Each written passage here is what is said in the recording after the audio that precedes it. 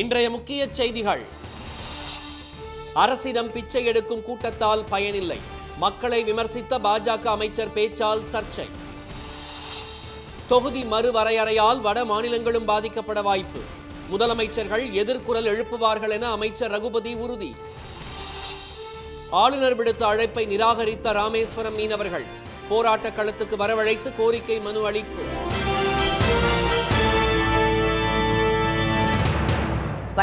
வணக்கம். பொதுமக்களை பிச்சைக்காரர்கள் என பாஜக அமைச்சர் ஒருவர் விமர்சித்திருப்பதற்கு கடும் எதிர்ப்பு எழுந்துள்ளது. முன்னாள் மத்திய அமைச்சரும் தற்போது மத்திய பிரதேச பஞ்சாயத்து ராஜ் அமைச்சருமான திரு பிரகலாத் பட்டேல் அந்த மாநிலத்தின் ராஜ்கார் மாவட்டத்தில் சிலை திறப்பு நிகழ்ச்சி ஒன்றில் பங்கேற்றார். அப்போது பேசிய அவர் அரசிடம் பிச்சை கேட்பதை பொதுமக்கள் ஒரு வழக்கமாகவே மாற்றிக்கொண்டு விட்டதாக கூறினார். எங்காவது அரசு விழா நடந்தாலோ அமைச்சர்கள் வந்தாலோ உடனே மக்கள் ஓடிப்போய் கூடை கூடையாக மனு அளிப்பதாக தெரிவித்த திரு பிரகலாத் பட்டேல் இவ்வாறு மனு கொடுத்து பிச்சை கேட்பதை பிச்சைக்காரர்கள் கூட்டம் நிறுத்திக் கொள்ள வேண்டும் என கடுமையாக விமர்சித்தார். அரசிடம் பிச்சை கேட்பதற்கு பதில் மற்றவர்களுக்கு பொதுமக்கள் உதவ வேண்டும் என்றும் அவர் கூறினார்.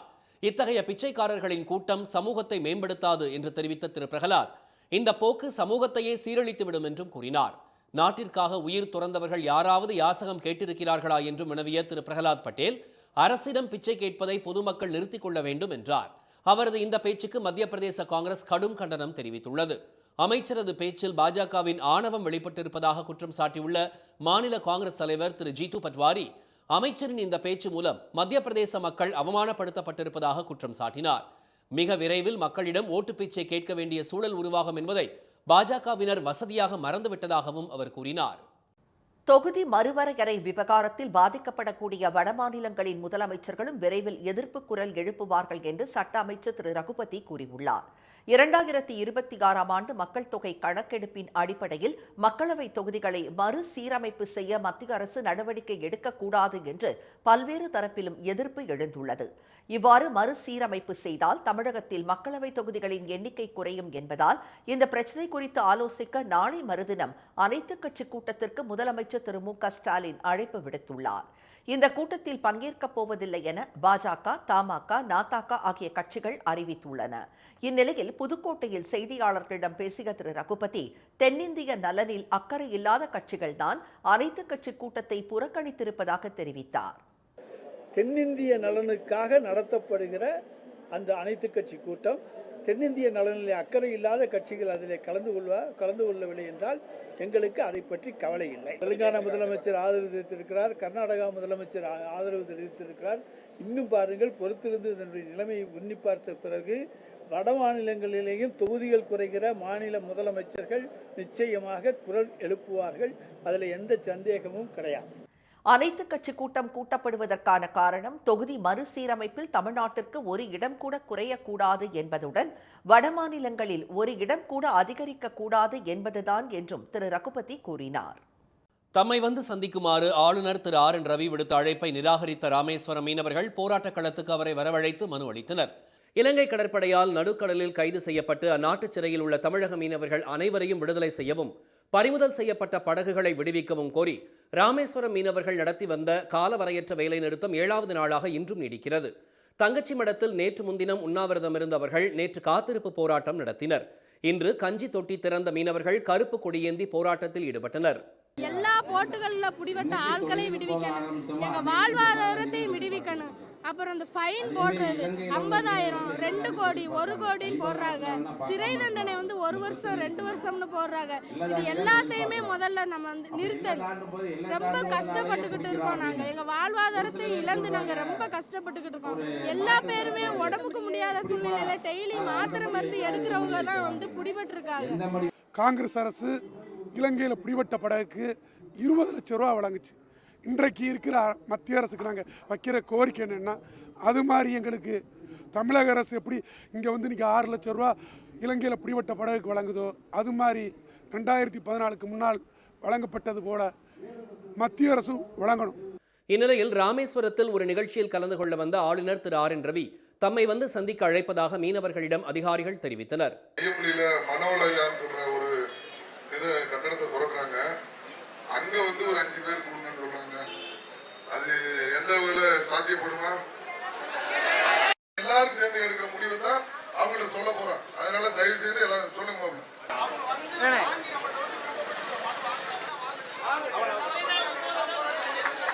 ஆளுநரை தேடிச் சென்று சந்திக்க மீனவர்கள் மறுத்ததை அடுத்து போராட்டம் நடைபெறும் இடத்துக்கு வந்த திரு ரவி அவர்களிடம் கோரிக்கை மனுவை பெற்றுக் கொண்டார். அப்போது இலங்கை சிறையில் உள்ள தனது தந்தையை மீட்டுத் தருமாறு ஒரு சிறுவன் கண்ணீர் மல்க அவரிடம் கோரிக்கை வைத்தது அங்கிருந்தவர்களை கண்கலங்கச் செய்தது. சிறுவனுக்கு ஆறுதல் கூறிய ஆளுநர் மீனவர்கள் பிரச்சினைக்கு மத்திய மாநில அரசுகளுடன் பேசி உரிய தீர்வு ஏற்படுத்தப்படும் என உறுதியளித்தார். நன்றாக புரிந்து கொள்கிறேன். 2 அரசுகள் மத்திய அரசும் மாநில அரசும் ஒன்றாக தீர்வு காண வேண்டும். அதனை பற்றி நான் முயற்சிவேன். பெண்களும் 2 படகுகளையும் இழந்த மீனவர் ஒருவரும் தங்களது வாழ்வாதாரம் முற்றிலும் அழிந்து விட்டதாக கூறி இலங்கையால் ஏற்படும் பிரச்சினைக்கு நிரந்தர தீர்வு காண வேண்டும் என ஆளுநரிடம் வலியுறுத்தினர். தென் மாவட்டங்களில் கோடை மழை கொட்டி தீர்த்த போதிலும் தமிழ்நாட்டில் நாளை முதல் 3 நாட்களுக்கு வெப்பநிலை 3 டிகிரி வரை அதிகரிக்கக்கூடும் என சென்னை வானிலை மையம் தெரிவித்துள்ளது. தென் மாவட்டங்களில் கனமழை பெய்யும் என வானிலை மையம் கூறியிருந்த நிலையில் தூத்துக்குடியில் இன்று காலை மழை வெளுத்து வாங்கியது. இதனால் மாநகராட்சி அலுவலகத்தின் முன்புறமும் தூத்துக்குடி அரசு மருத்துவக் கல்லூரி மருத்துவமனையில் குழந்தைகள் வார்டு உள்ளிட்ட பகுதிகளிலும் மழை நீர் தேங்கியது. சாலைகளில் பெருக்கெடுத்த மழை நீரில் கழிவு நீரும் கலந்ததால் பொதுமக்கள் அவதிக்குள்ளாகினர்.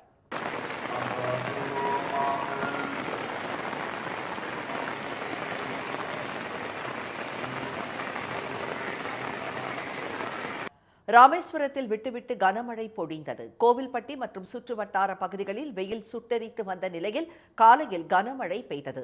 திருச்செந்தூரில் கொட்டிய மழையால் நகர் முழுவதும் மழை நீர் ஆறாக ஓடியது. காயல்பட்டினம், குலசேகரப்பட்டினம், உடன்குடி பகுதிகளில் நள்ளிரவில் இருந்து தொடர்ந்து மழை பெய்தது.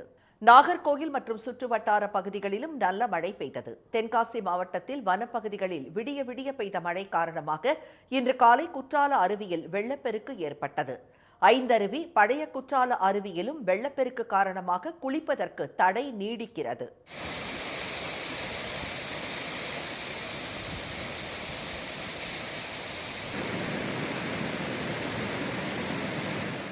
இதனிடையே இந்திய பெருங்கடல் மற்றும் அதனை ஒட்டிய குமரி கடல், மாலத்தீவு வரை நிலவும் வளிமண்டல மேலடுக்கு சுழற்சி காரணமாக தமிழ்நாட்டில் ஒரு சில இடங்களில் இன்றும் நாளையும் மிதமான மழைக்கு வாய்ப்புள்ளதாக சென்னை வானிலை மையம் தெரிவித்துள்ளது.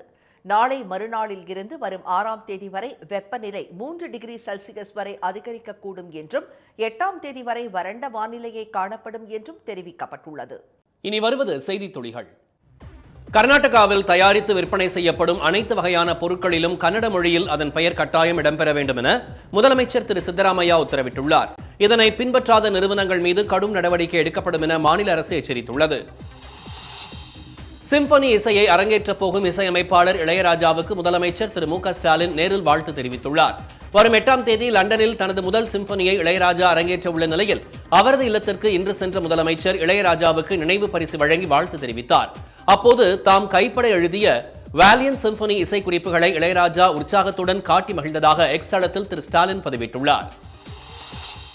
பொதுமக்களிடம் புழக்கத்தில் இருந்த 2000 ரூபாய் நோட்டுகளில் 98.18% வங்கிகள் மூலம் திரும்ப பெறப்பட்டுள்ளதாக ரிசர்வ் வங்கி தெரிவித்துள்ளது.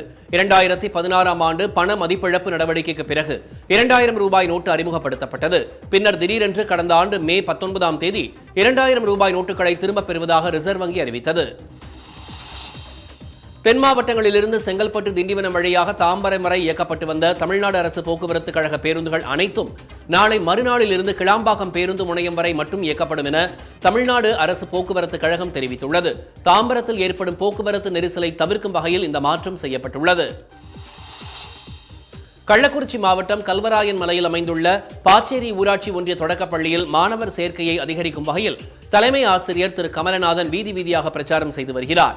அரசால் வழங்கப்படும் இலவச நோட்டு, புத்தகம், விடுதி வசதி, அரசு வேலையில் முன்னுரிமை உள்ளிட்ட சலுகைகளை கூறி மாணவர்களை அரசு பள்ளியில் சேர்க்க ஒலிபெருக்கி மூலம் அழைப்பு விடுக்கும் அவரது செயல் அப்பகுதி மக்களிடையே மிகுந்த வரவேற்பை பெற்றுள்ளது. தகுதி வாய்ந்த பிள்ளைகளை இன்றே நமது பள்ளியிலே சேர்த்து அரசாங்கத்தினுடைய அனைத்து சலுகைகளையும் பெற வேண்டுமாய் அன்போடு கேட்டுக்கொள்கிறோம். புதுச்சேரி அடுத்த வில்லியனூரில் எம்ஜிஆர் சிலையை மீண்டும் திறக்க அதிமுகவினர் எதிர்ப்பு தெரிவித்ததால் பதற்றம் நிலவியது. மூலக்கடை சந்திப்பில் நிறுவப்பட்ட வெங்கலத்திலான எம்ஜிஆர் சிலையின் கல்வெட்டில் தங்கள் பெயர் விடுபட்டிருப்பதாக மாவட்ட ஆட்சியரிடம் அதிமுக உரிமை மீட்பு குழுவினர் புகார் அளித்திருந்தனர். இந்நிலையில் நேற்று முன்தினம் புதுவை மாநில அதிமுக செயலாளர் திரு அன்பழகன் கட்சி நிர்வாகிகளுடன் சென்று எம்ஜிஆர் சிலையை திறந்து வைத்தார். இன்று மீண்டும் சிலையை திறக்க சென்ற உரிமை மீட்பு குழுவினருக்கு எதிராக அதிமுகவினர் திரண்டதால் பதற்றம் ஏற்பட்டது. காவல்துறையினருடன் வாக்குவாதம் செய்த முன்னாள் சட்டமன்ற உறுப்பினர் திரு ஓம்சக்தி சேகர் உள்ளிட்ட உரிமை மீட்பு குழுவினர் கைது செய்யப்பட்டனர். மத்திய அரசின் இந்தி திணிப்பை எதிர்த்தும் 100 நாள் வேலை திட்ட தொழிலாளர்களுக்கு 6 மாதமாக நிலுவையில் உள்ள கூலியை வழங்க கோரியும் தஞ்சையில் தமிழ்நாடு விவசாய மற்றும் கட்டுமான தொழிலாளர் சங்கத்தினர் ஆர்ப்பாட்டத்தில் ஈடுபட்டனர். புதுக்கோட்டையில் கிரஷர் உரிமையாளர்கள் முன்னாள் அதிமுக அமைச்சர் திரு சி விஜயபாஸ்கரின் தலைமையில் சிண்டிகேட் அமைத்து எம்சான் பிசான் விலையை உயர்த்துவதால் தட்டுப்பாடு அதிகரித்துள்ளதாக சங்கத்தின் தலைவர் திரு பொன்குமார் தெரிவித்தார். எம்சாண்ட் நம்ம தயாரிக்கிறதற்கான முயற்சி எடுத்தோம்.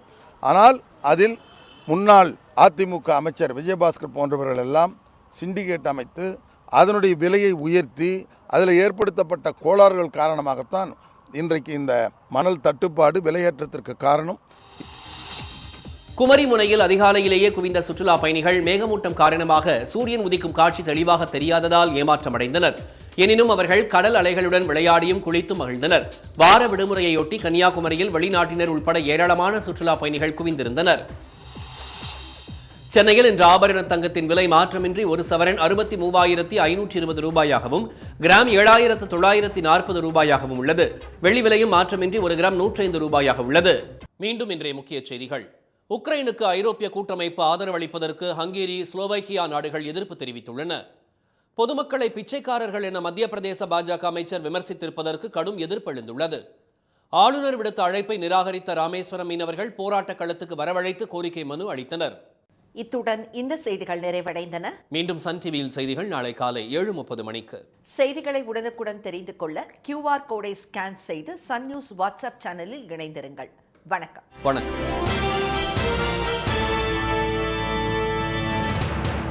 உடனுக்குடன் செய்திகளை தெரிந்து கொள்ள சன் நியூஸ் பெல் ஐகானை கிளிக் பண்ணுங்க.